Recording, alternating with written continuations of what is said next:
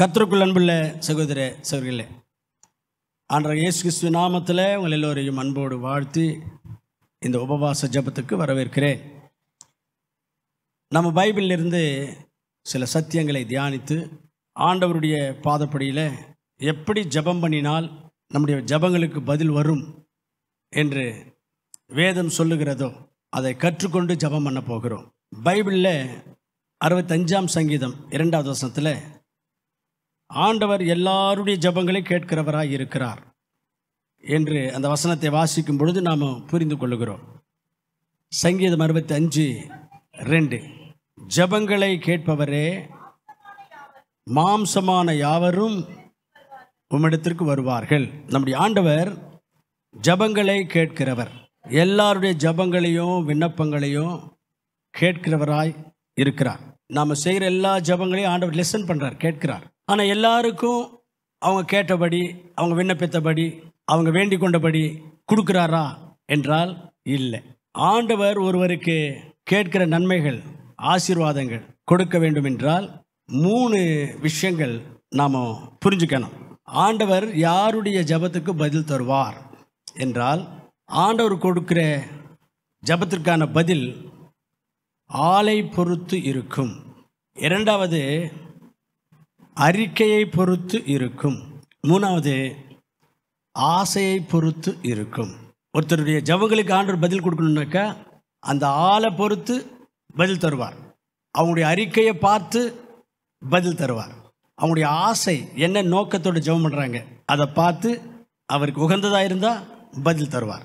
இந்த 3 விஷயங்களை தான் நாம் இப்போ கொஞ்சம் விரிவாக தியானித்து ஜெபங்களுக்கு ஆயத்தப்பட போகிறோம், ஜெபம் பண்ண போகிறோம். முதலாவது என்ன? ஆண்டவர் ஒருவருடைய ஜெபங்களுக்கு பதில் தரணும்னா ஆளை பொறுத்து, அந்த ஆளை பொறுத்து பதில் தருவார். அப்படின்னு என்னன்னாக்கா, பைபிளில் என்ன சொல்லுதுன்னா, பாவம் செய்கிறவருடைய ஜெபங்களை ஆண்டவர் கேட்க மாட்டார், அவனுடைய ஜெபங்களுக்கு பதில் தர மாட்டார். பைபிள் சொல்லுகிற சத்தியம் இது. யோவான் சுவிசேஷம் 9ஆம் அதிகாரம் 31ஆம் வசனம் வாசிப்போமானால், பாவிகளுக்கு தேவன் செவி கொடுப்பது இல்லை என்று வாசிக்கிறோம். ஆண்டவர் பாவிகளுடைய ஜெபங்களுக்கு பதில் தர மாட்டார் அப்படின்னு இருக்கு. அப்போ பாவமான வாழ்க்கையில் வாழறாங்க, அவங்களுக்கு ஒரு கஷ்டம் வரும்போது, வியாதி வரும்போது, பிரச்சனை வரும்போது, ஆண்டவரே இயேசுவே அப்படின்னு ஜெபம் பண்ணால் அதுக்கெல்லாம் பதில் தர மாட்டார். பாவமான வாழ்க்கை வாழ்கிறவங்களுக்கு ஆண்டவர் பதில் தர மாட்டார். 2வது ஆளை பொறுத்து அப்படின்னு சொன்னேன் இல்லையா.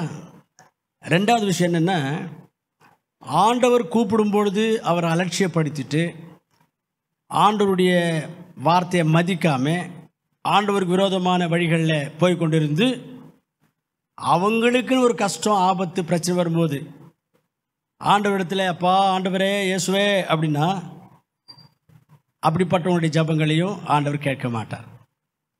ஆண்டவர் கூப்பிட்ட பொழுது, ஆண்டவர் அழைத்த பொழுது ஆண்டவருக்கு செவி கொடுக்கலை, கேர்லெஸ் பண்ணிவிட்டு, இப்போ அவங்களுக்கு ஒரு பிரச்சனை, ஆபத்து அப்படின்னு வரும்போது ஆண்டவரே அப்பா அப்படின்னாக்கா பதில் தர மாட்டார். அந்த வசனத்தையும் வாசிங்க. நீதிமொழிகளில் 1ஆம் அதிகாரத்தில் 24ஆம் வசனம், நான் கூப்பிட்டோம் நீங்கள் கேட்க மாட்டோம் என்கிறீர்கள், நான் என் கையை நீட்டியும் நீங்கள் கவனிக்க மாட்டேன் என்கிறீர்கள். நான் கூப்பிட்டேன், காதிலே வாங்கிக்கல, நான் கையை நீட்டுறேன், வர சொல்கிறேன், கவனிக்கிறதே இல்லை. இப்போது 28ஆம் வசனம், என்னை நோக்கி கூப்பிடுவார்கள், நான் அந்த ஜெபத்துக்கு உத்தரவு தரமாட்டேன். என்னை தேடுவார்கள், என்னை காண மாட்டார்கள்.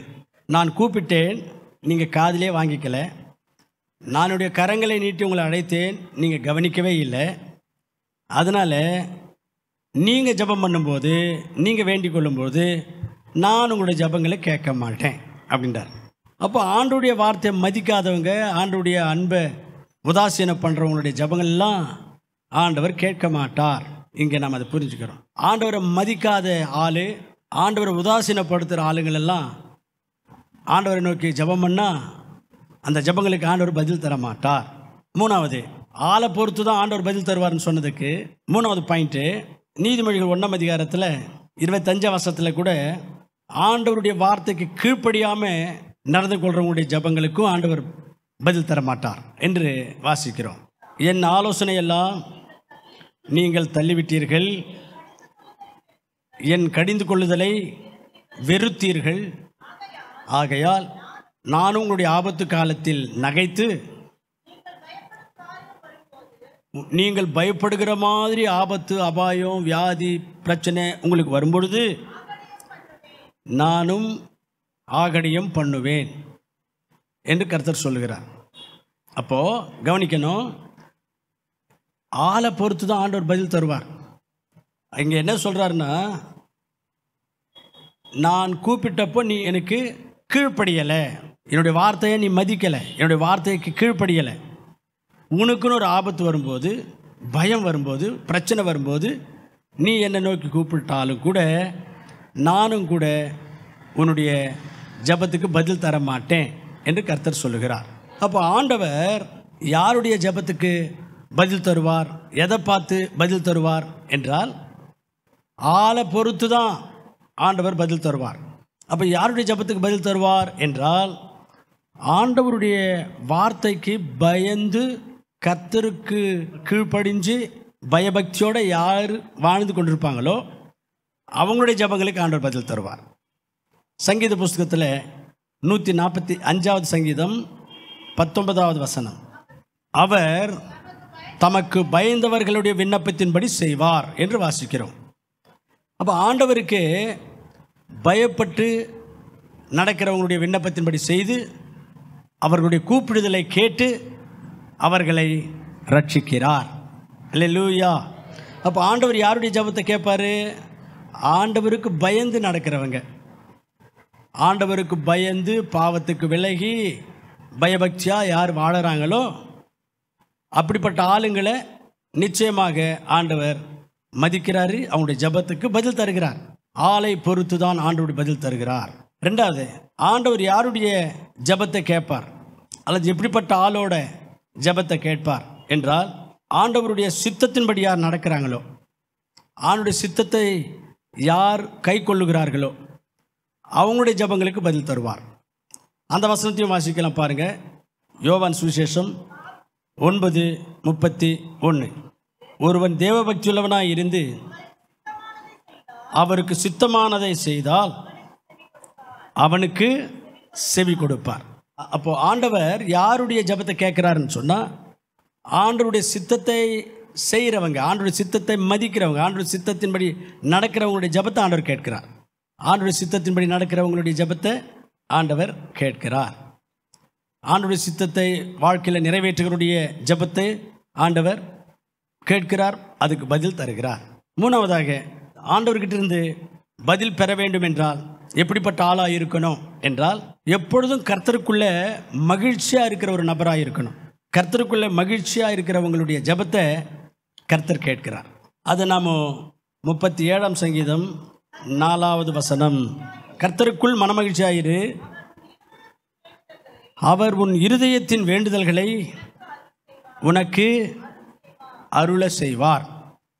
அப்போ கர்த்தருக்குள்ளே எப்பொழுதும் மனமகிழ்ச்சியாக யார் இருப்பாங்களோ, உற்சாகமாக சந்தோஷமாக இருப்பாங்களோ அவங்களுடைய விண்ணப்பங்களின்படி ஆண்டவர் அவங்களுக்கு பதில் தருவார். கர்த்தருக்குள்ளே மனமகிழ்ச்சியாக இருக்கிறதுனா என்ன? தேவனுடைய ஆலயத்துக்கு போகணும்னா மகிழ்ச்சியோட சந்தோஷத்தோடு வரணும். அதுதான் 122ஆம் சங்கீதம் 1ஆம் வசனத்தில் தாவீது அவருடைய அனுபவத்தை அங்கே சொல்கிறார்.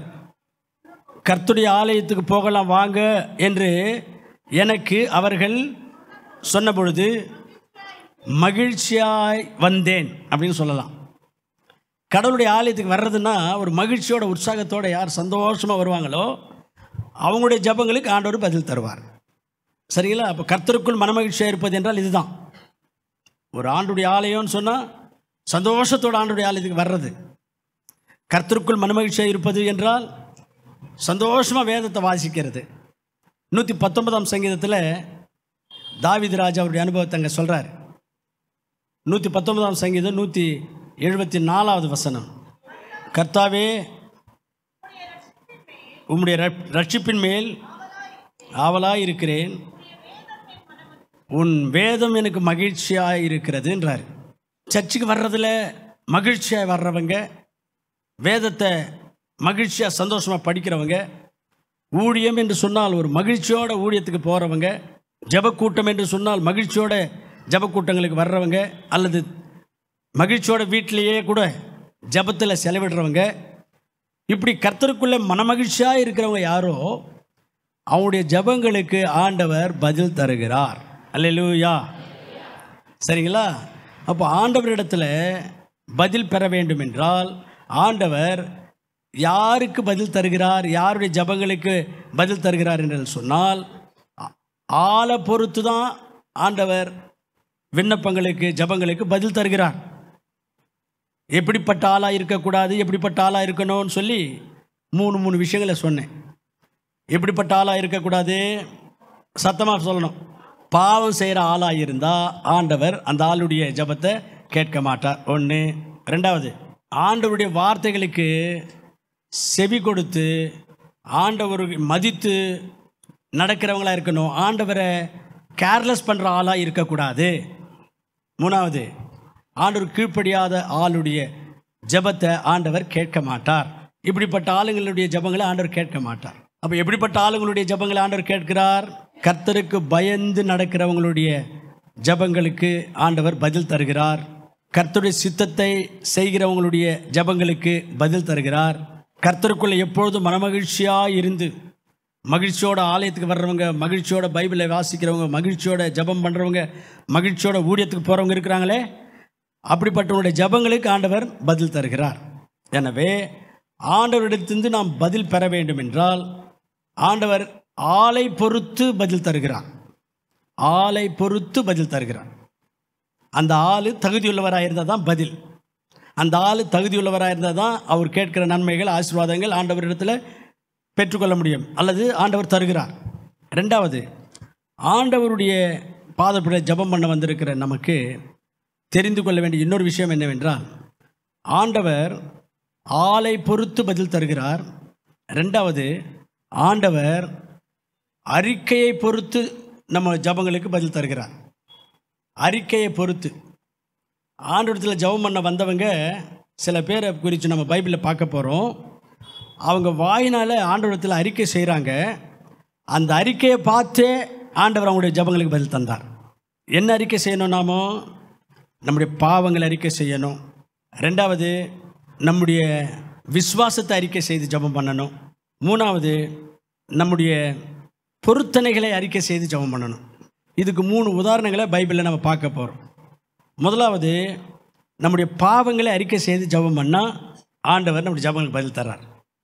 நீதிமொழிகள் 28:13, தன் பாவங்களை மறைக்கிறவன் வாழ்வடைய மாட்டான், அறிக்கை செய்து விட்டுவிடுகிறவன் இரக்கம் பெறுகிறான்.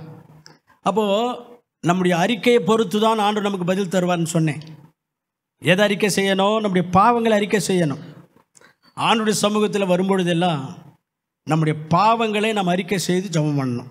நம்ம ரட்சிக்கப்பட்டிருக்கலாம், ஞானஸ்நானம் எடுத்திருக்கலாம், இருந்தாலும் நம்ம அறியாமலே நம்முடைய யோசனைகளில், எங்கேயாகிலும் பேசுகிற பேச்சில், நடந்து கொள்கிற விஷயத்தில் எங்கேயாகிலும் நமக்கே தெரியாமல் நம்ம அறியாமலே தவறி போயிருப்போம். பவுலடியார் சொல்லும்போது என்ன சொல்லுவார்னா, என்னுடைய பார்வைக்கு நான் எந்த பாவமும் செய்த மாதிரி எனக்கு தெரியலை, ஆனாலும் நான் நீதிமான் என்று சொல்ல மாட்டேன் அப்படின்றார். அதனால் நம்முடைய பார்வைக்கு நாம் எங்கேயுமே எந்த தப்பும் பாவம் செய்யாத மாதிரி இருக்கலாம், ஆனாலும் நம்ம அறியாமலே எங்கேயாகிலும் ஏதாகிலும் ஒரு யோசனையில், பேச்சில் எங்கேயாவது தவறி இருப்போம். அதனால் ஜபத்துக்கு அப்படின்னு நம்ம முழங்கால் படியிடும் பொழுது கர்த்தரிடத்தில், கர்த்தாவே, குறைபாடுள்ள மனுஷன், மனுஷீக மட்டுபாடுள்ள மனுஷன், உம்முடைய பாதப்படியில் வந்திருக்கிறப்பா அப்படின்னு சொல்லிட்டு நம்முடைய ஞாபகத்துக்கு நாம் என்ன தவறு பண்ணினோமோ, எங்கே ஆண்டு விரோதமாக நடந்து கொண்டோமோ, ஏதாகிலும் அப்படி ஞாபகம் வந்துச்சுன்னா, நான் இந்த இடத்துல தவறிட்டேன் ஆண்டவரே, நான் இந்த மாதிரியான ஒரு விஷயத்தை உனக்கு விரோதமாக நான் பேசிட்டேன், யோசிச்சிட்டேன், நடந்து கொண்டேன், என்னை மன்னிச்சிருங்க ஆண்டவரே என்று மன்னிப்பு கேட்டு ஜபம் பண்ணணும்.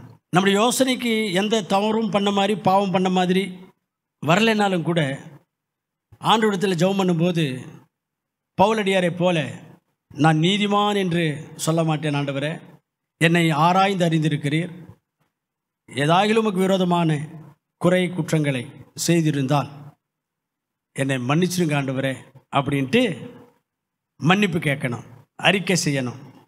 இப்படி ஜெபம் என்று சொன்னால் நம்முடைய ஜெபங்களுக்கு ஆண்டவர் எப்போ பதில் தருவார் என்றால் நம்முடைய அறிக்கையை பார்த்து நமக்கு பதில் தருவார். ஆளை பார்த்து பதில் தருவார், அறிக்கையை பார்த்து பதில் தருவார். அதனால் நம்முடைய பாவங்களை அறிக்கை செய்து ஜெபம் பண்ணணும். நம்முடைய பாவங்களை அறிக்கை செய்து ஜெபம் பண்ணணும்னு சொல்லும்போது நீங்கள் ஏதாகிலும் கடவுளுக்கு விரோதமான காரியங்கள் செய்ததாகவோ பேசினதாகவோ யோசித்ததாகவோ ஞாபகம் வரும் என்றால், ஆண்டவரே அடியா நம்முடைய பாதப்படியில் வந்திருக்கிறேன், நான் இந்த மாதிரி இடத்துல என் பேச்சில் நான் தவறிட்டேன், என்னுடைய யோசனையில் நான் உமக்கு விரோதமாக யோசிச்சிட்டேன், என்னை மன்னிச்சிருங்க ஆண்டவரே, நான் நீதிமான்னு சொல்ல மாட்டேன் உங்களுடைய சமூகத்தில் அப்படின்னு ஜெபம் பண்ணணும். கவனிக்கிறீங்களா? ஆனால் நிறைய பேர் என்ன பண்ணுறாங்கன்னா எல்லாரையும்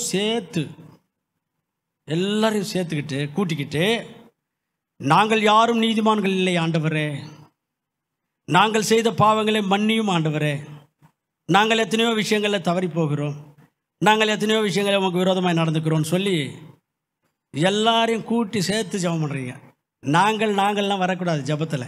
புரிஞ்சுக்கங்க, நாங்கள்னு வரக்கூடாது. இப்போ உங்களுக்கு குறிப்பாக நீங்கள் எந்த இடத்த தவறிட்டீங்களோ, எங்கே நீங்கள் ஆண்டவருக்கு விரோதமாக பேசுனீங்களோ நடந்துக்கிட்டீங்களோ உங்களுக்கு தெரியும் இல்லையா?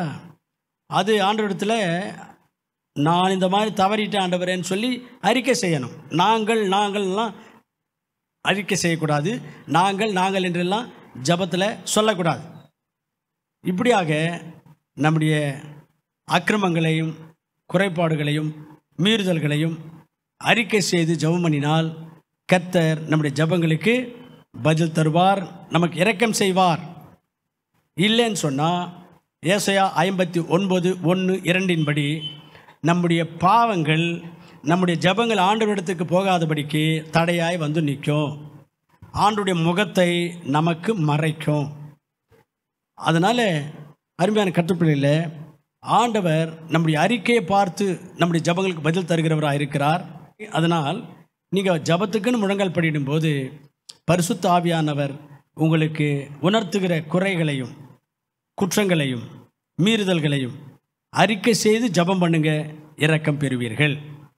அறிக்கையை பார்த்து கர்த்தர் பதில் தருகிறார்.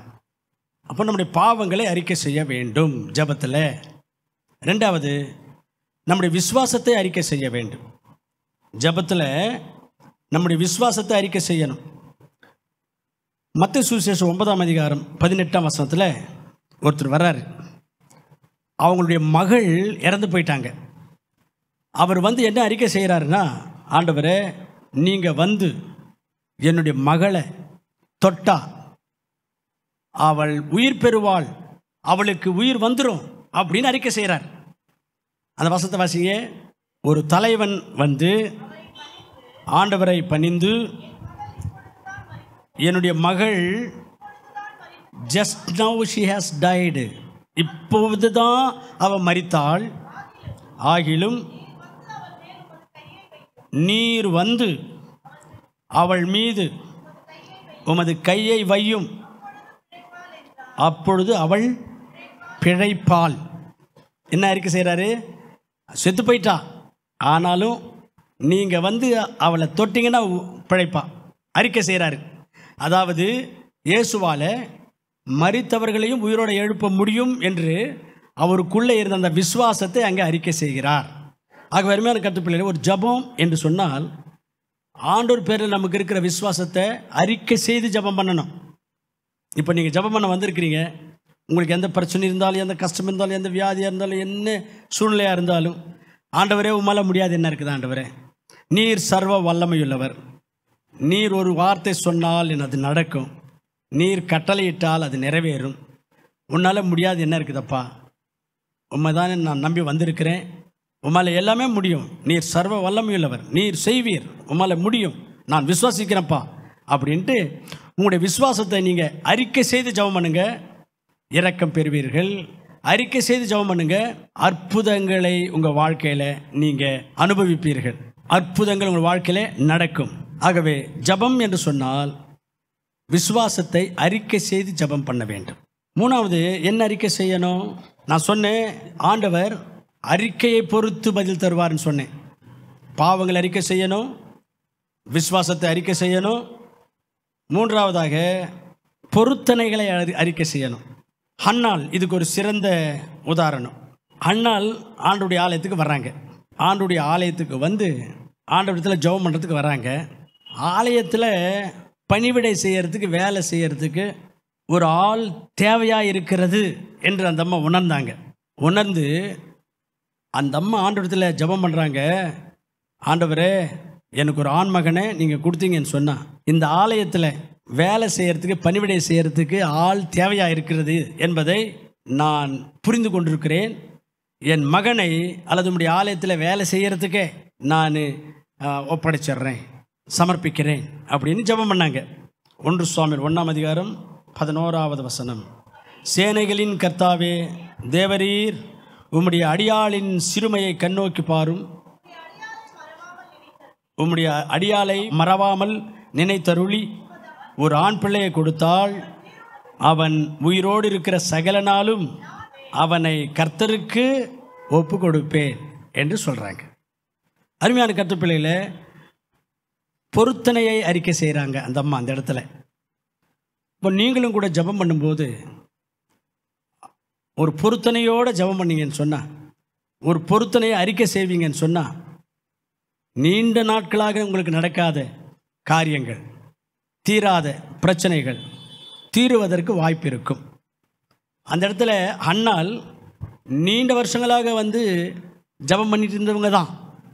அந்த குறிப்பிட்ட வருஷத்தில் அந்த அம்மா பொருத்தனையை அறிக்கை செய்து ஜெபம் பண்ணாங்க. ஆண்டவருடைய இரக்கத்தை பெற்றுக்கொண்டாங்க. ஆண்டவர் அந்த அம்மாவுக்கு கர்ப்பத்தின் கனியை தந்தார். அதனால் நீங்களும் கூட பொருத்தனையை ஆண்டவரிடத்தில் சொல்லி அறிக்கை செய்து, நீங்கள் இதை எனக்கு செய்தால் நான் இந்த காரியத்தை உமக்காக செய்வேன் ஆண்டவரே அப்படின்னு பொருத்தனையோடு கூட ஜெபம் பண்ணி கொள்ளுங்கள். கர்த்தருடைய ஜெபங்களுக்கு பதில் தருவார். அல்லேலூயா. இப்போ ஆண்டவர் ஒருத்தருக்கு பதில் கொடுக்கணும்னு சொன்னால் ஆளை பொறுத்து பதில் தருவார், அறிக்கையை பொறுத்து பதில் தருவார், ஆசையை பொறுத்து பதில் தருவார். மூன்றாவதாக ஆசையை பொறுத்து பதில் தருவார். ஜெபிக்கிற நபர் என்ன வாஞ்சையோடு, ஆசையோடு அல்லது என்ன நோக்கத்தோடு ஜெபம் பண்ணுறாரு என்பது ரொம்ப முக்கியம். ஆண்டவர் அதை பார்க்குறார். ஆண்டவர் அதை பார்க்குறார். நம்முடைய ஆசை என்ன என்பதை முக்கியமாக பார்த்துட்டு, நம்முடைய ஆசை, நம்முடைய நோக்கம், வாஞ்சை நல்ல நோக்கமாக இருந்தால், நல்ல வாஞ்சையாக இருந்தால் ஆண்டவர் பதில் தருவார். சில பேருடைய ஜெபங்களுக்கு ஆண்டவர் பதில் தர்றதில்லை. காரணம் என்ன என்றால், அவங்களுடைய நோக்கம் நல்லா இல்லை, அவங்களுடைய வாஞ்சை நல்லா இல்லை. அவங்க எதுக்காக ஆண்டவரத்தில் ஜெபம் பண்ணாங்களோ அந்த நோக்கம் சரியில்லை. அதுதான் நாம் வசனத்தில் கூட பார்க்கிறோம். யாக்கோபு 4:3, நீங்கள் விண்ணப்பம் பண்ணியும் உங்களுடைய இச்சைகளை நிறைவேற்றும்படி செலவழிக்க வேண்டும் என்று தகாத விதமாய் விண்ணப்பம் பண்ணுகிறபடியினால், அண்டர்லைன் பண்ணிக்கணும், தகாத விதமாய் விண்ணப்பம் பண்ணுகிறபடியினால் பெற்றுக்கொள்ளாமல் இருக்கிறீர்கள். அப்போ நோக்கம் சரியில்லை, அவன் நோக்கம் நல்லா இல்லை. அவங்க எதுக்காக விண்ணப்பம் பண்ணுறாங்களாம்? வாசிங்க. தங்களுடைய இச்சைகளை நிறைவேற்றிக் கொள்வதற்காக கேட்குறாங்களாம். தங்களுடைய இச்சைகளை நிறைவேற்றிக் கொள்வதற்காக ஆண்டவரிடத்தில் கேட்குறாங்களாம். அது ஆண்டவருக்கு உகந்த ஒரு விண்ணப்பம் இல்லை, ஆண்டவருக்கு உகந்த ஜெபம் இல்லை. ஆசை இச்சைகளை நிறைவேற்றிக் கொள்வதற்காக ஆண்டவர்கிட்ட வேண்டிக் கொண்டால் அந்த ஜெபங்களுக்கெல்லாம் ஆண்டவர் பதில் தரமாட்டார். ஆகவே நம்முடைய ஆசையை பொறுத்து தான் ஆண்டவர் பதில் தருவார். அந்த இடத்துல சொல்லும்போது, உங்களுடைய இச்சைகளை நிறைவேற்றிக் கொள்ளும்படிக்கு தகாத விதமாக நீங்கள் விண்ணப்பம் பண்ணுறீங்க, அதனால் ஆண்டவரிடத்துலேருந்து நீங்கள் பெற்றுக்கொள்ளலை என்று வாசிக்கிறோம். அதனால் ஆண்டவர் ஒருத்தருக்கு ஜெபங்களுக்கு பதில் தரணும்னா அவங்க எந்த நோக்கத்துக்காக ஜெபம் பண்ணுறாங்களோ அந்த நோக்கமும் அந்த ஆசையும் அந்த வாஞ்சையும் ஆண்டவருக்கு உகந்ததாக இருக்கணும். இப்போ இந்த அன்னாள் ஜெபம் பண்ணாங்க. அந்த அம்மா என்ன நோக்கத்தோடு ஜெபம் பண்ணாங்க? ஆண்டவரே, எனக்கு ஒரு மகனை கொடுத்தா உம்முடைய ஊழியத்துக்கு கொடுத்துட்றேன் அப்படின்னு கேட்டாங்க. அது நல்ல ஒரு ஆசை, நல்ல ஒரு எண்ணம், நல்ல ஒரு எதிர்பார்ப்பு, ஒரு நல்ல நோக்கத்தோடு ஜெபம் பண்ணுறாங்க. எனக்கு குழந்தைய கொடுங்கப்பா, எனக்கு கூட வேண்டாம் அந்த குழந்தை, உமக்கே கொடுத்துட்றேன் அப்படின்ட்டு ஒரு நல்ல நோக்கத்தோடு ஆண்டவரிடத்தில் ஜெபம் பண்ணுறாங்க. சரிங்களா? புரியுதா? அப்போது நாம் செய்கிற ஜெபம், நம்முடைய நோக்கம் சரியாக இருந்தால், நம்முடைய வாஞ்சை ஆண்டவருக்கு உகந்ததாக இருந்தால், நம்முடைய ஆசை ஆண்டவருக்கு ஏற்புடையதாக இருந்தால், நிச்சயமாக நமக்கு பதில் தருவார், அற்புதம் செய்வார். ஆண்டவர் யாருக்கு பதில் தருவார் என்றால், அவங்களுடைய ஆசையை பொறுத்து, அவங்களுடைய ஆசையை கவனித்து, அதாவது ஆண்டவருக்கு உகந்த ஒரு வாஞ்சையோ நோக்கமோ ஆசையோ அவங்க உள்ளத்தில் வைத்து கொண்டு வேண்டிக் கொள்கிறாங்க என்பதை ஆண்டவர் கவனிப்பார் என்றால் அவங்களுக்கு பதில் தருவார். இன்னொருத்தர் ஜெபம் பண்ணார், சாலமன் ராஜா. என்ன ஜெபம் பண்ணுறாரு? ஆண்டவரே, என்னுடைய தகப்பனார் தாவீது ராஜா மரித்து விட்டார், எனக்கு பட்டாபிஷேகம் பண்ணி என்னை அரசனாக உட்கார வச்சிருக்கிறாங்க. இப்போ நான் இந்த உம்முடைய மக்களை நான் ஆளுகை செய்யணும். இவங்கெல்லாம் உம்முடைய மக்கள், அவங்களுக்கு யுத்தங்கள் இல்லாமல் அவங்க சமாதானமாக நிம்மதியாக இருக்கணும். இந்த மக்கள் ஆசீர்வதிக்கப்பட்டிருக்கணும், நிம்மதியாக இருக்கணும், குறையில்லாமல் இருக்கணும். அவங்கள நல்லபடியாக நான் ஆளுகை செய்து உம்முடைய மக்களாக இருக்கிறபடினாலே அவங்கள நல்லபடியாக நான் வழி நடத்தணும்.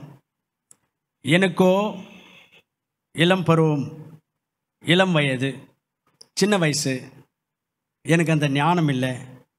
அதனால் உம்முடைய மக்களை நான் சுபிட்சமாக ஆளுகை செய்து அவங்க அமைதியாக சந்தோஷமாக செழிப்பாக இருக்க அவங்கள வழி நடத்தணும், ஞானத்தை கொடுங்கப்பா அப்படின்னு ஜெபம் பண்ணார். இந்த ஜெபம் ஆண்டவருடைய பார்வையில் உகந்ததாக இருந்தது என்று பைபிளில் வாசிக்கிறோம். 1 ராஜாக்கள் 3ஆம் அதிகாரத்தில் 8ஆம் வசனத்திலிருந்து வாசிப்போமாக ஒரு 10ஆம் வசனம் 11ஆம் வசனம் வரைக்கும் வாசித்தால் இந்த விஷயங்கள் இருக்குது. அப்போ அந்த ஜெபம் ஆண்டவருக்கு உகந்ததாக இருக்குது. எதுக்காக ஜெபம் பண்ணுறார் அவர்? கர்த்தருடைய மக்களுக்காக, கர்த்தருடைய ஜனங்களுக்காக ஜெபம் பண்ணுறார்.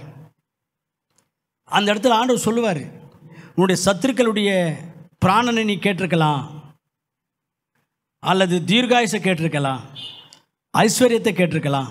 இதெல்லாம் கேட்காம என்னுடைய மக்கள் நல்ல சேவமாக சுபிட்சமாக நிம்மதியாக செழிப்பாக அவங்கள வழி நடத்துறதுக்கு ஞானத்தை கேட்டிருக்கிறேன்.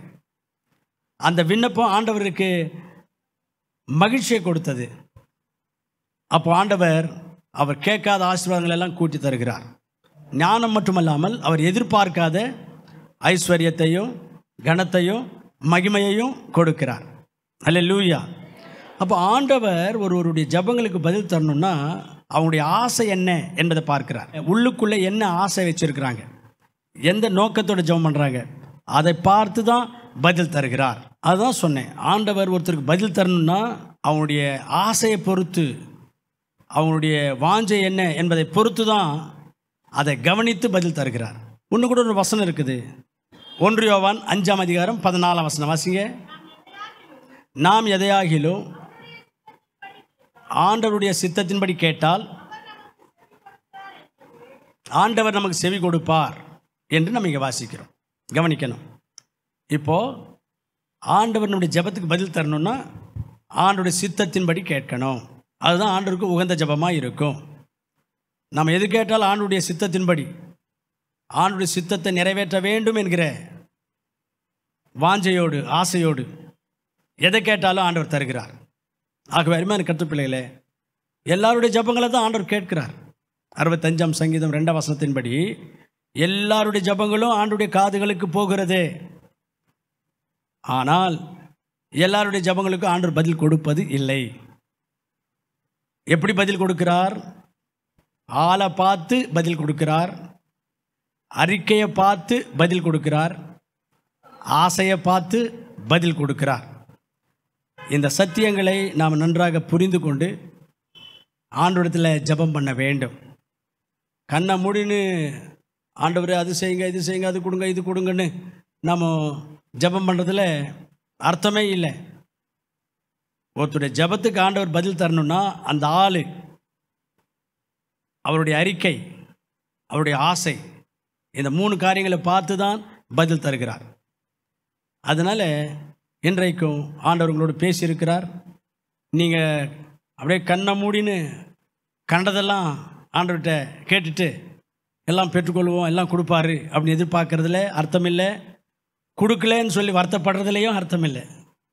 எத்தனையோ நாளாக ஜெபம் பண்ணுறேன், சர்ச்சிலெல்லாம் எழுதி கொடுத்தெல்லாம் ஜெபம் பண்ணுறாங்க, எத்தனையோ பேர் ஜெபம் பண்ணுறாங்க, ஆனாலும் ஆண்டவர் நம்ம கொடுக்கல பாரு அப்படின்னு ஆண்டவர் மேலே வருத்தப்படுறதுல பிரயோஜனம் இல்லை.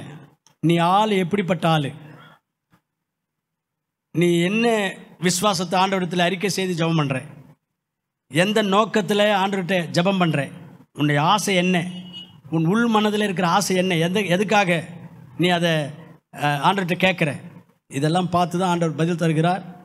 அதனால் ஜெபம் பண்ணுறது பெரிய விஷயம் இல்லை. கருத்தாக ஜெபம் பண்ணுறதுனா இதுதான். நாம் இன்றைக்கி தியானித்தபடி நீங்கள் ஜெபம் பண்ணும்பொழுது உங்களுடைய அறிக்கை முக்கியம். உங்களுடைய குறை குற்றங்களை அறிக்கை செய்து ஜெபம் பண்ணணும். ஆண்டவரால் முடியும் என்ற விசுவாசத்தை அறிக்கை செய்து ஜெபம் பண்ணணும். பொருத்தனைகளை அறிக்கை செய்து ஜெபம் பண்ணணும்.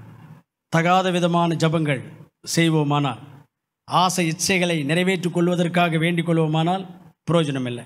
பாவ வாழ்க்கையில் இருந்து ஆண்டவருடைய வார்த்தைகளை மதிக்காமல் ஆண்டுக்கு விரோதமான காரியங்களை செய்கிறது, கீழ்ப்படியாமல் நடந்துக்கிறது, அப்படியெல்லாம் நம்முடைய வாழ்க்கை இருக்குது.